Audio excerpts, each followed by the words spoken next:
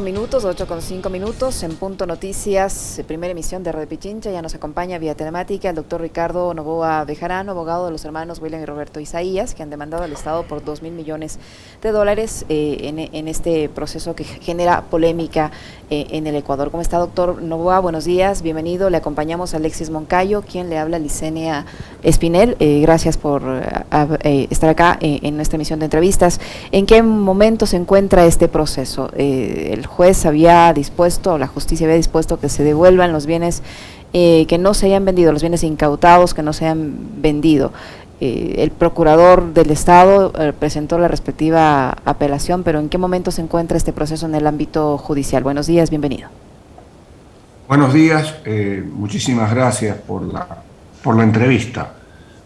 Quisiera saber en primer lugar si se me escucha bien. Sí, perfectamente. Ok, yo a ustedes no los veo. ¿Podemos prender Eso la sí, cámara? no los veo. Nosotros le vemos vestido de negro, bueno, o con un traje oscuro. ¿Podemos prender la cámara? Muy, No. muy bien.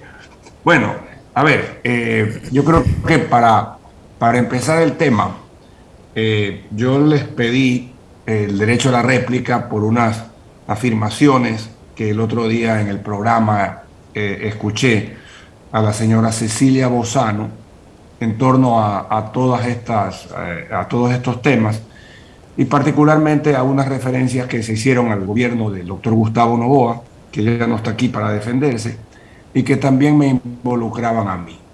Con el mayor gusto yo atiendo todas las inquietudes de ustedes, pero quería inicialmente agradecerles a ustedes por el espacio para poder responder algunas inquietudes. Y con todo gusto nosotros le brindamos este espacio para que usted pueda ejercer ese derecho a la réplica, doctor. Bienvenido. Buenos días. Muchísimas gracias, Alex.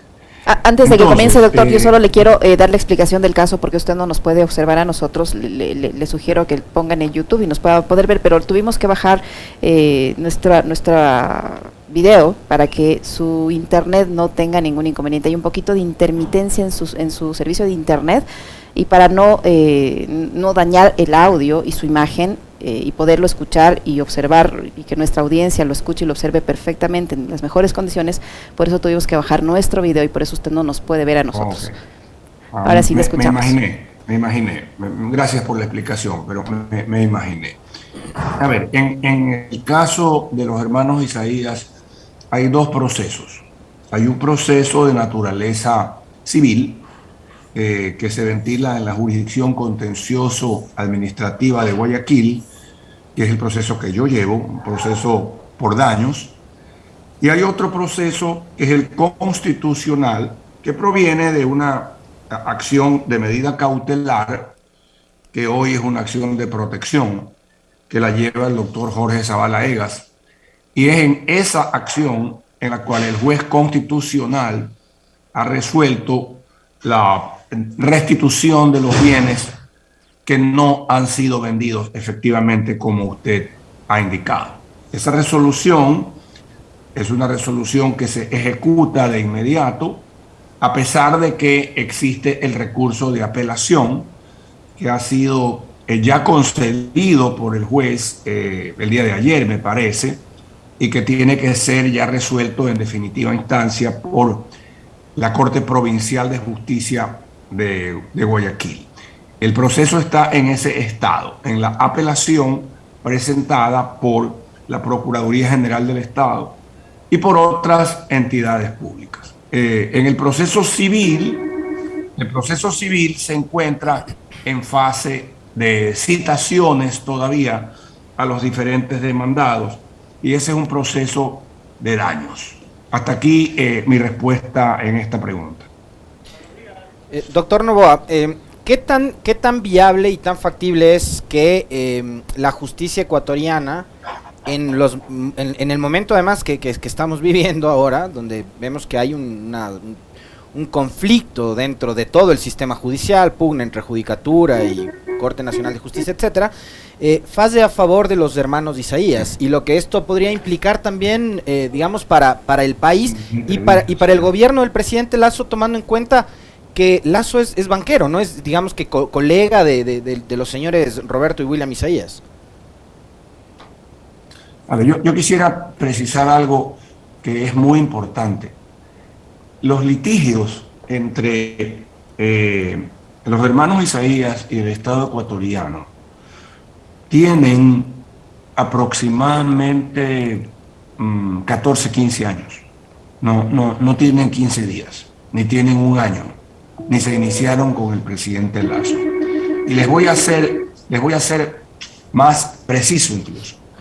El Estado ecuatoriano demandó el año 2014, gobierno de Rafael Correa, no de ningún banquero, gobierno de Rafael Correa, demandó la insolvencia de los hermanos Isaías porque le debían al Estado 1.088 millones de dólares. En esos juicios de insolvencia, que esos sí los manejé yo como abogado civil de la familia Isaías, se demostró a través de los correspondientes balances, se demostró que los activos incautados eran superiores al pasivo. Es decir, que el gobierno de Rafael Correa incautó bienes por más de 1.000 millones de dólares. Imagínense ustedes, la incautación excedió en mucho la cifra que estaba en la resolución de Carlos Bravo, que eran 661 millones de dólares. Los activos incautados ascendieron aproximadamente a 1.400 millones de dólares entre cartera, bienes muebles, bienes inmuebles, acciones en empresas, vehículos, etcétera, etcétera. Entonces fue en el gobierno de Correa que se inició el proceso o los procesos de insolvencia para cobrar esa gigantesca supuesta deuda. Esos juicios se sentenciaron en primera instancia el 2018, gobierno, ya término del gobierno de Correa, inicios del gobierno de Moreno. El Estado ecuatoriano apeló las sentencias y las sentencias culminaron en el 2020-2021, antes del gobierno de Guillermo Lazo. Lazo no tiene nada que ver en este tema. Y ahora se ha recurrido otra vez a la justicia en la parte civil. ¿Para qué? ¿Para qué se ha recurrido a la justicia? Se ha recurrido a la justicia porque existiendo en los juicios de insolvencia previos un valor de activos superior al valor de pasivos, el Estado ecuatoriano tiene que restituir lo indebidamente incautado. La pretensión de 2.000 millones es una pretensión de naturaleza teórica. ¿Por qué? Porque la familia Isaías considera que no le debe nada al Estado. ¿Por qué? Porque se entregó el banco abierto. Entonces, no debiéndosele nada al Estado, la demanda en crudo tiene el valor total de los activos más intereses. Pero yo lo he expresado 10 veces y lo vuelvo a expresar aquí, que el Estado ecuatoriano puede perfectamente entrar en un proceso de mediación y restituir lo que corresponde restituir de acuerdo a las sentencias de los jueces. ¿Y cuánto sería eso, doctor Noboa? ¿A cuánto ascendería? Y perdón, en bienes, no en dinero, nada monetizado en restitución. ¿Pero cuánto? La propiedad de los bienes incautados se revierte en favor de los hermanos Isaías, no necesariamente que les den en efectivo. Se restituyen aproximadamente 500 millones en bienes. Ahora, eso, ahora en los últimos días, ha tenido la modificación de que un juez constitucional, dentro de la acción de protección actual, ha ordenado ya esa restitución. Si el día de mañana se produce esa restitución cumpliendo la orden del juez y el Estado ecuatoriano acepta entrar en un proceso de mediación, el juicio civil realmente pudiera acabar y simplemente se ejecuta la sentencia del juez constitucional. Aquí no hay absolutamente ninguna pretensión de sacarle al Estado un cheque de 2.000 millones de dólares. No. Lo que ocurre es que esa tiene que ser la estructura de la demanda. Y si el Estado no acepta la mediación, si el Estado no acepta restituir los bienes, bueno, ese proceso tendrá su camino y tendrá que llegar a un final. Pero esta es la situación actual. En la entrevista que tuvimos nosotros aquí con Carlos Bravo, Carlos Bravo dijo que no procedía esta demanda porque la causa estaba prescrita, doctor.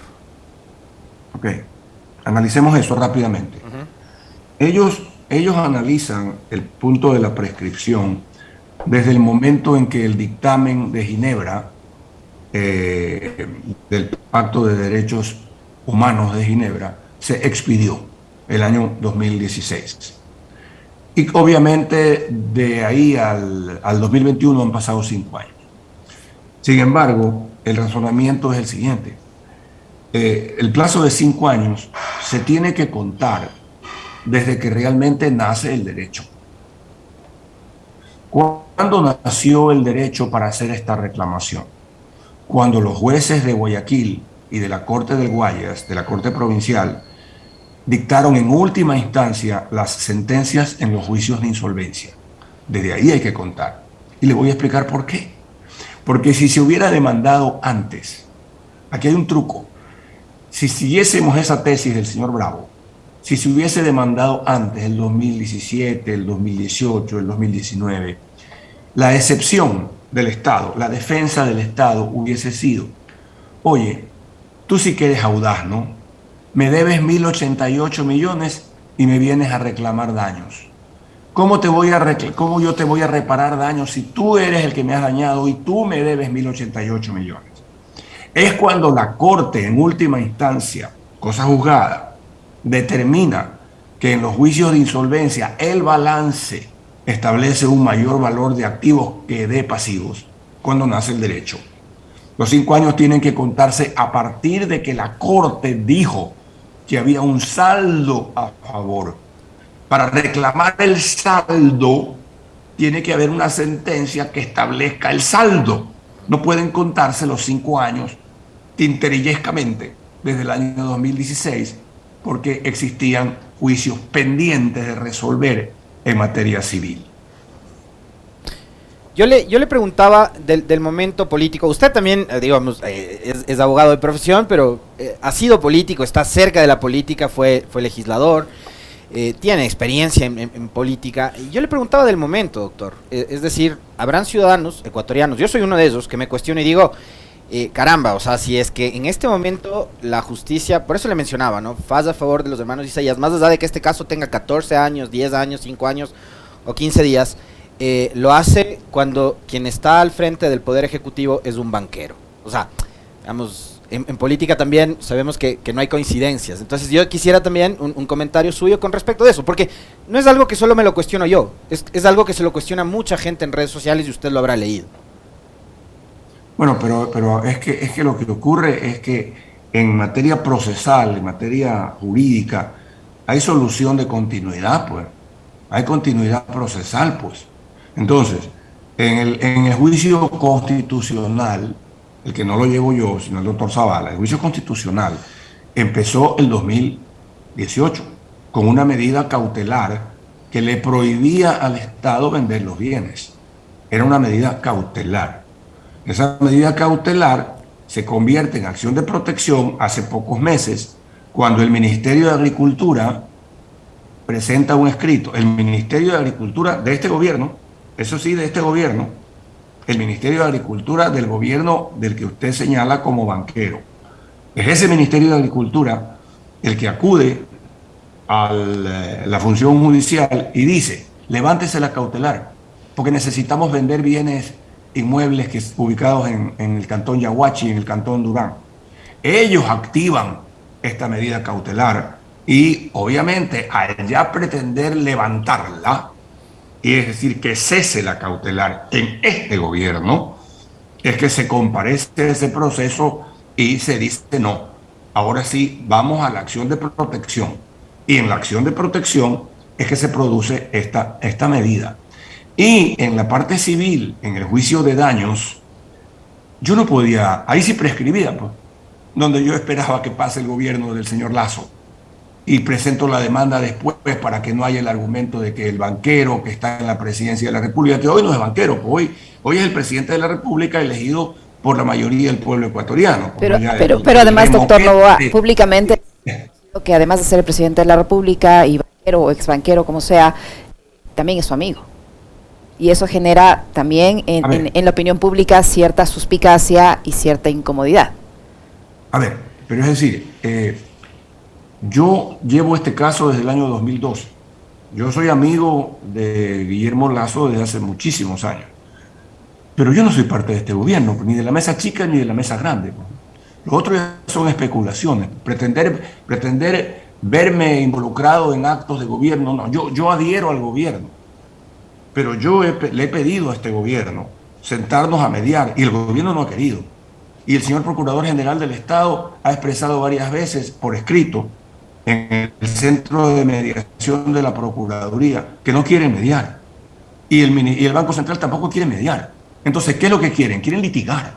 Aquí no se trata de que yo estoy litigando para tratar de buscar algún beneficio con el gobierno al cual adhiero política e ideológicamente. No. Es que es el gobierno el que no quiere mediar y obliga a presentar las acciones legales ante la justicia, ante una justicia que es totalmente independiente del gobierno y ha sido independiente de los gobiernos para tomar las decisiones judiciales. Pretender decir, a ver, como son amigos, y el uno es banquero, pero el otro es amigo de él, es abogado y ha estado envuelto en la función pública. Yo no puedo borrar la historia, pues queridos amigos. Mi función pública se inició en 1984, concluyó el año 2002 cuando fui presidente del CONAME en el gobierno del doctor Gustavo Noboa y renuncié en su momento. Yo no puedo en este momento decirle a los clientes, a los que defiendo, insisto, desde el año 2012, no es que me han contratado a mí por ser amigo del presidente. No. Dejemos eso bien claro.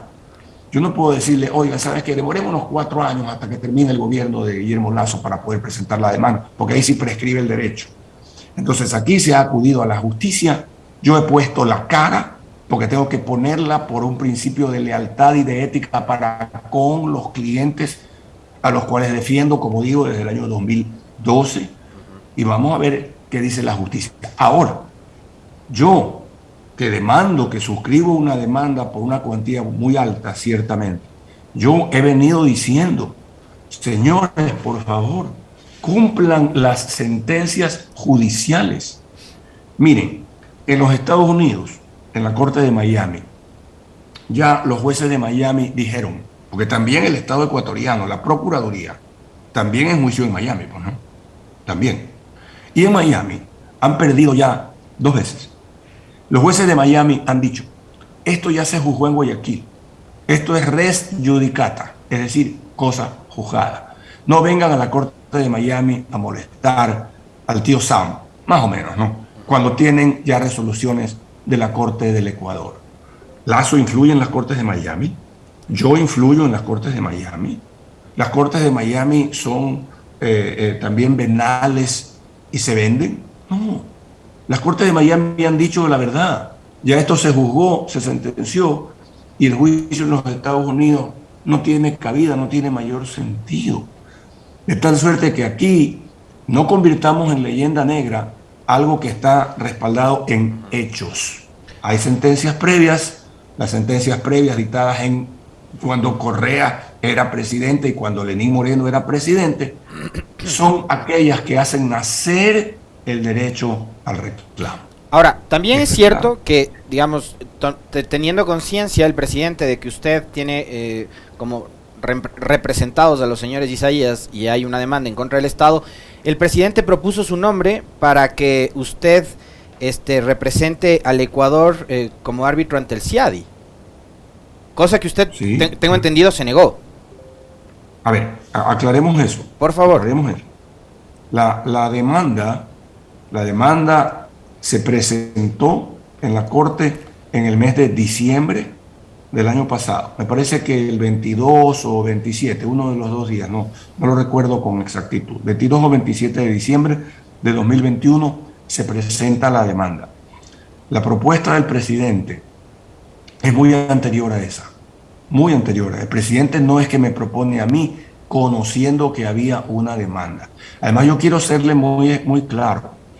Esta eventual contraposición de intereses que se dijo a través de varios medios de comunicación no existe. Sin embargo, por delicadeza y para evitar mayores polémicas, yo me excusé de ser árbitro CIADI. Y le voy a decir por qué no existe. Porque el CIADI es un mecanismo arbitral en el que se prohíbe a los nacionales de un Estado ser árbitro en las causas en que interviene ese Estado. Yo no puedo ser árbitro, no podía ser árbitro en ninguna causa que involucre al Ecuador. Yo hubiera podido ser árbitro en una causa que involucre a personas naturales, jurídicas o al Estado de México versus Brasil, Perú versus Venezuela, jamás al Ecuador. Es decir, no hubiese existido contraposición de intereses. Pero para evitar ese tipo de sospechas, para evitar esas conjeturas, yo me excusé. Y no soy árbitro CIADI ya más. Doctor, le quiero trasladar una inquietud de alguien que fue parte de los trabajadores de una de las empresas de los hermanos Isaías. En el caso hipotético de que estos bienes sean devueltos a los hermanos Roberto y William Isaías, ¿qué hará el grupo económico, el grupo financiero, el grupo empresarial Isaías con las decenas de juicios laborales sumados en la etapa de liquidación que ha vivido varias de estas empresas durante el gobierno de Moreno? Ellos asumirán las responsabilidades de incumplimiento laboral, que es lo que debería hacer el gobierno de Lasso también, en el caso de estos trabajadores que han sido despedidos durante estos últimos años. Bueno, yo creo que muchos trabajadores de Gamavisión o de Maxigraf, por ejemplo, o de EICA, que son empresas que estaban muy bien hasta el año 98 y que han quebrado en manos del Estado ecuatoriano, esos trabajadores a lo mejor estarían contentos de recuperar sus fuentes de trabajo, porque con el Estado les ha ido pésimo. O sea que más que pagarles las liquidaciones, lo que usted plantea es que los trabajadores despedidos vuelvan nuevamente a sus puestos de trabajo. Yo no planteo nada, yo simplemente respondo ante una hipótesis que usted me ha planteado, respondo como una alternativa. Esa es una decisión de carácter empresarial, esa no es una decisión de carácter legal, porque aquí realmente, mis queridos amigos, las empresas como tales no se pueden devolver, están liquidadas, están disueltas. Por lo tanto, esa es una responsabilidad laboral que ya no se transmite al sucesor. Aquí lo que se restituyen son bienes inmuebles, generalmente. Lo que se restituirían son bienes inmuebles, no empresas con trabajadores. De tal suerte que la hipótesis es muy difícil de poder convertirla en realidad. Pero pongamos que lo sea. Pongamos que se restituyan acciones que no hayan sido vendidas, ¿no? Por supuesto, de alguna empresa. Pongamos. En ese caso, si se restituye una empresa, habría que entrar en un proceso de conversaciones con esos trabajadores, porque evidentemente esas obligaciones laborales se han generado cuando el Estado o la GD era la dueña de esas acciones, no cuando la familia Isaías era la propietaria de tales acciones. Por lo tanto, ese pasivo laboral, que ya a lo mejor está hasta sentenciado por los jueces, es un pasivo laboral que le corresponde al Estado ecuatoriano. Pero yo les rogaría que ahorita me permitan, porque creo que tengo un minuto. No, sí, dele nomás. Sí, justo yo le iba a preguntar eso, doctor Noboa. Usted nos había pedido este espacio porque quería responder unas declaraciones de la señora Bozano que le resultan incómodas, así es que le escuchamos. Bueno, más que incómodas, yo no soy muy dado a la polémica, pero sí a precisar ciertas cosas, porque la señora dijo que como yo tenía una larga vida pública, como que había hechos concatenados a través del tiempo, como que yo he participado en una serie de decisiones que tienen que ver con todo este lío bancario y que tienen que ver y se concatenan ahora, el año 2021, con la demanda a los Isaías. Y se empezó diciendo que en la constituyente del año 98, de la que yo formé parte, y que parece que alguno de ustedes le dijo, bueno, pero no solamente el doctor Novoa, sino el doctor Hurtado, Julio César Trujillo, Enrique Ayala Mora y una serie de personas, que en la constituyente se planificó todo el tema de la crisis bancaria del 98. No, a ver, ¿qué es lo que dice la norma que se aprobó en Sangolquí? Que no se aprobó en Sangolquí porque ya nos habían sacado de Sangolquí, se aprobó en la Universidad Andina, que Enrique Ayala Mora nos prestó gentilmente para poder sesionar el último mes, los últimos 2 meses. ¿Qué se aprobó? Se aprobó una norma muy sana, ciertamente, que decía, hasta que el Estado cuente con instrumentos legales adecuados para enfrentar crisis financieras y por el plazo no mayor de 2 años, el Banco Central podrá otorgar créditos de estabilidad y de solvencia a las instituciones financieras, así como créditos para atender el derecho de preferencia de las personas depositantes en las instituciones que entren en procesos de liquidación.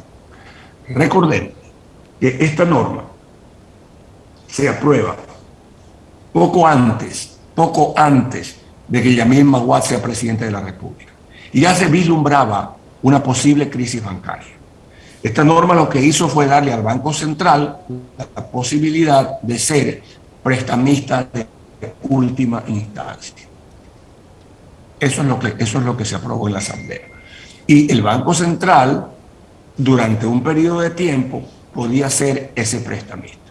Eso ayudó a muchos bancos a salvarse y otros bancos ni aún con eso se pudieron salvar.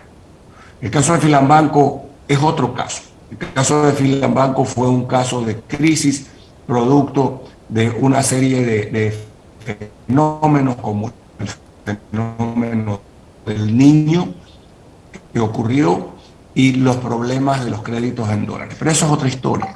Pero lo que yo no puedo aceptar con esta disposición, que luego, el año 2000, cuando Gustavo Noboa fue presidente, se aprobó la TROLE 1, que fue la ley de la dolarización, y que también esa ley tocaba estos temas, cuando esa ley es una de las mejores leyes que se hayan dictado en el Ecuador, porque le dio a la dolarización la normativa necesaria. Esa es la ley, no el decreto de Maguad, como el maguadismo quiere hacer creer, que esa decisión desesperada y de última hora es la que decidió la dolarización. No, es la TROLE 1, la ley que se llamó Ley para la Transformación Económica del Ecuador, la que robustece la dolarización, la que le da normativa a la dolarización, la que le marca la cancha de la dolarización. Esa ley se aprueba el año 2000. No tiene nada que ver con la disposición transitoria que les acabo de leer de la constituyente del año 98. Pretender hacer un link en la presencia de Ricardo Noboa en la Asamblea del 98, con la presencia de Ricardo Noboa en el gobierno de Gustavo Noboa y la aprobación de la TROLE 1, que contó con la aprobación de todo el Congreso Nacional de aquella época, que responsablemente dotó a la dolarización de la normativa necesaria para salir adelante. Eso es mala fe. Eso es mala fe. Y eso es lo que yo sí quería aquí precisar. Son hechos aislados, ciertamente forman parte de la historia de la República, pero no tienen nada que ver. Aquí no ha habido una planificación macabra de los políticos ecuatorianos para conducir al Ecuador a la crisis bancaria del 98. Yo quiero ser muy enfático en ese tema, para hablarlo en resumen y en pocas palabras. Ahora sí se nos va terminando el tiempo, pero y un poco para profundizar, y aunque a usted no le gusta la polémica, a ratos a nosotros sí, los medios, usted sabe cómo son los medios, cómo somos a ratos los periodistas también, pero digamos, es parte de la memoria y está en la historia de este país, no solo a la constituyente de Sangolquí, sino quienes se van más atrás y dicen, no solo ahí, sino en el gobierno de Durán Ballén, con las leyes que promovió Alberto Dajic como vicepresidente, es cuando se empieza a flexibilizar, ¿no?, la normativa para que el Estado en un futuro sea el que, como en efecto pasó en el 99, cubra los derroches y el salvataje bancario que a este país le costaron como 8,000 millones de dólares y que lo terminamos pagando todos los ecuatorianos y algunos con su propia vida, porque ese salvataje bancario que provocó el congelamiento y posteriormente la dolarización también provocó suicidios y provocó migración, doctor. Sí, yo no digo que no. Yo no digo que no. Las leyes a las que usted se refiere, que puede ser, me imagino, la ley de instituciones financieras. Que derogó la antigua Ley General de Bancos y que en un momento dado puede haber flexibilizado controles.